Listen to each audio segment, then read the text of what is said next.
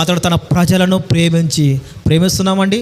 ప్రభు యొక్క బలలో పాల్పొందక ముందు నీ తోటి వారిని, నీ సహోదరులను, నీ సంఘస్థులు ఉన్నవారిని ప్రేమించి శతాధిపతిలాగా మనం ప్రేమించగలుగుతున్నామా? ఒక్కరు ఒక మాట అంటే మనం పడమే.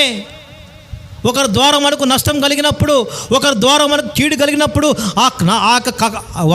ఎప్పుడు తీర్చుకుంటామా? నన్ను అంత మాట అంటాడా? నన్ను అంటాడా?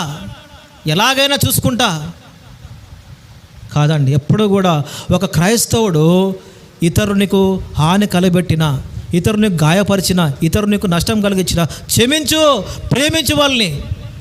ఒక క్రైస్తవుడు 2 గుణాలు కలిగి ఉండాలి. మొట్టమొదటిగా క్షమించే గుణము, రెండవదిగా ప్రేమించే గుణం అండి. ఈ 2 దేవునిలో ఉన్నాయి. యేసుక్రీస్తు వారు కూడా అందరినీ ప్రేమించాడండి. కాబట్టి శతాధిపతి తన ప్రజలను ప్రేమించి